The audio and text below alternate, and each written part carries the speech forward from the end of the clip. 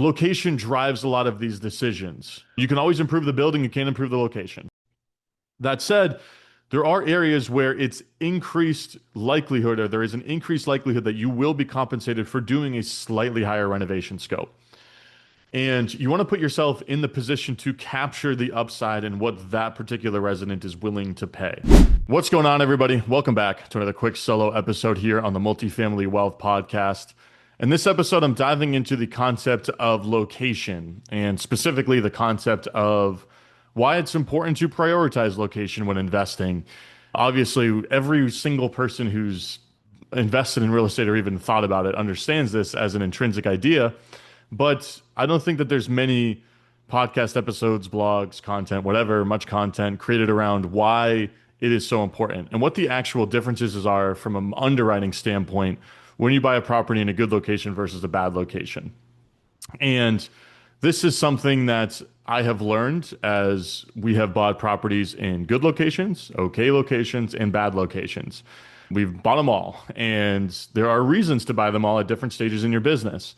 And this is going to be a free-flowing conversation around what we've seen in our business and why at this stage we are very comfortable with foregoing projected returns on a spreadsheet and yield on a spreadsheet from a projected standpoint for properties that are well located, because we've just actually seen the true underwriting differences behind the scenes at a level that it's really hard to see unless you've done a lot of these deals and you have a large sample space to compare.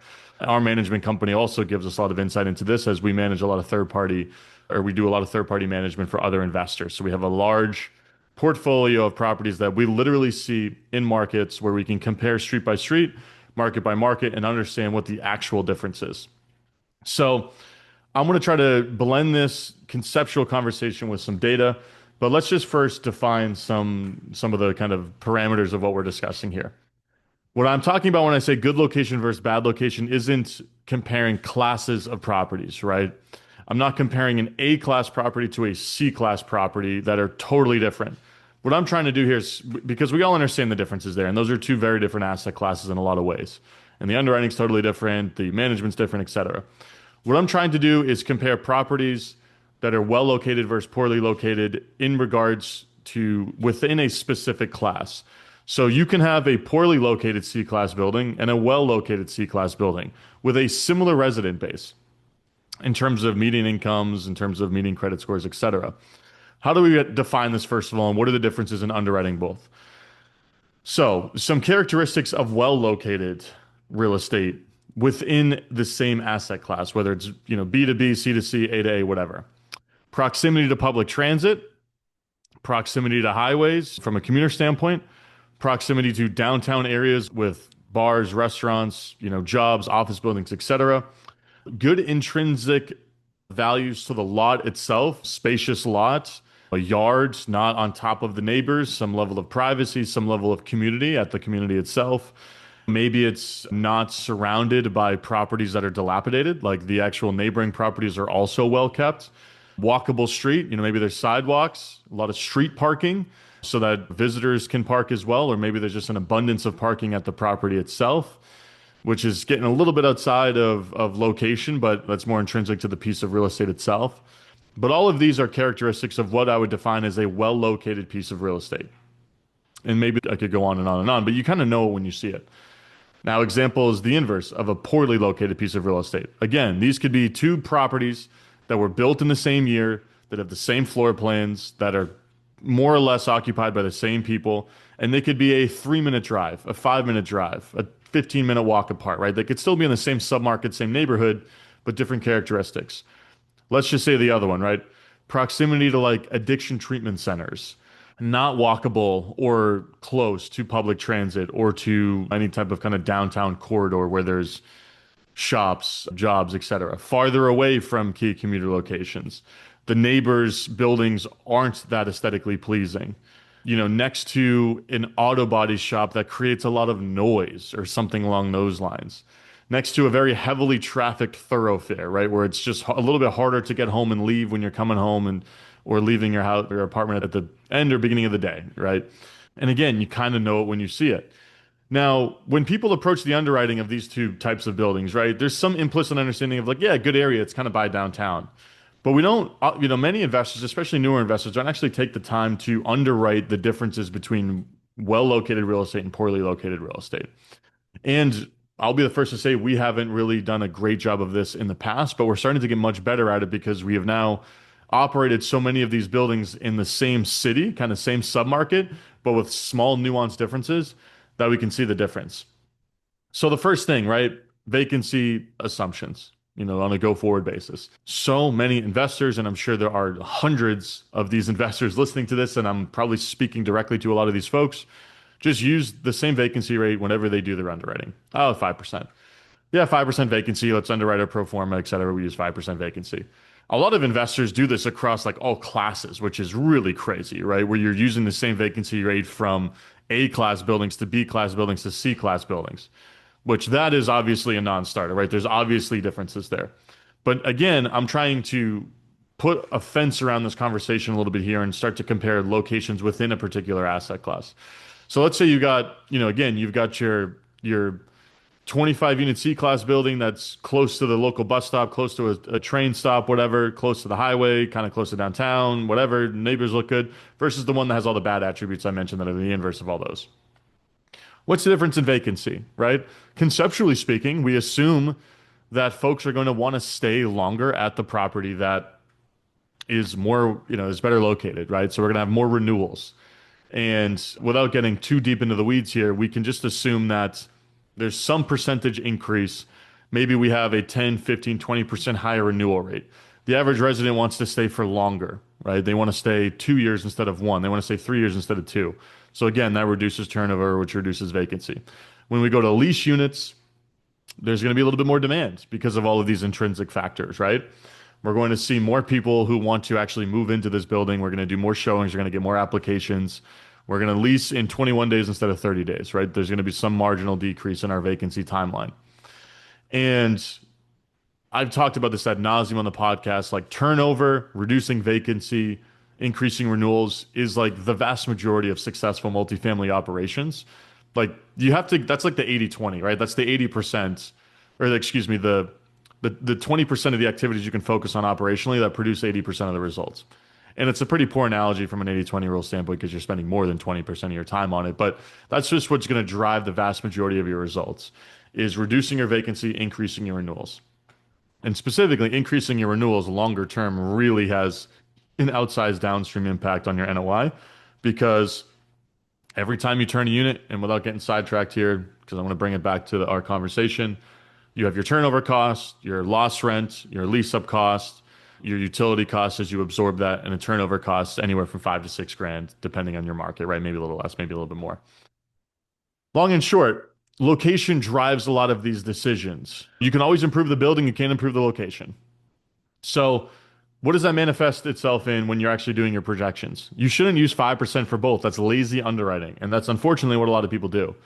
You might have a 4% vacancy rates on the well located building and a 6, 7, 8% vacancy rate on the other building.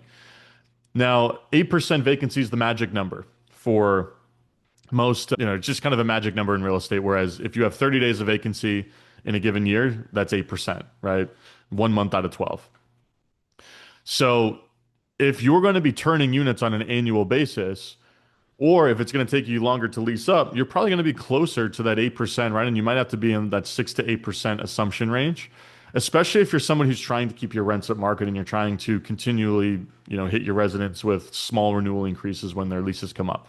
If you're someone who's never going to increase the rents after you place a tenant, your vacancy rate is going to be much lower, but then your rent roll is going to be lower as well. So that's a bit of a trade-off. You could probably get away with a slightly lower vacancy assumption if you're in a market where, let's just, I'm using a market that probably is an average of 3% vacancy, 4% vacancy. Maybe you're going to be closer to that market vacancy if you're a really well located building. But again, that's the first piece of data that you need to manipulate in your underwriting to capture the nuances of the location for the buildings that you're pursuing. And when you go from a 4 to a 6 or 4 to a 7 or a 5 to an 8 or whatever the difference is between the two, that has a drastic impact on your NOI and therefore the price that you're able to pay and therefore the property's value. Number two is you're going to have lower repairs and maintenance in a well-located building. And that's typically because your average tenant quality, again, even within the same submarket, is going to be slightly higher. Maybe you're securing average credit scores of 650, 660 versus 620, 630. Small difference, but again, over a large enough portfolio or in a large enough building, that has a material impact in your underwriting. Now, the other piece of this is, R&M slash turnover. And a lot of owners do their accounting a little bit differently. When they go in and turn a unit, they just categorize it as repairs and maintenance. Maybe you got a separate line item for turnover. But again, just going to lump it into one. When you have turnover, or excuse me, when you have more turnover, you're going to have higher repairs and maintenance spend, right? And let's say your average tenant stays 2 years instead of three in your poorly located building, and you're also absorbing the higher vacancy. Well, that comes, downstream, you're going to have higher R&M as well, and you need to capture that. So instead of maybe budgeting 1,000 per unit per year, you should be doing 1,250, 1,500 per unit per year. And again, we've seen this data so specifically in our portfolio. So in conclusion, when you're actually projecting your repairs and maintenance expense for a given deal, you need to capture the nuance from a location standpoint. Again, every time you adjust a vacancy up or down from a projection standpoint, you also in tandem need to adjust your R&M, because higher vacancy also carries higher R&M. It's not a static change, right? If you're going to have more turnover and a higher vacancy rate, you also need to start budgeting for more turnover expense. And that's kind of the second component of this. Now, the third piece of really trying to underwrite the difference between good and bad locations is your projected rents. And this is going to be a little bit harder for you to actually underwrite from an accuracy standpoint.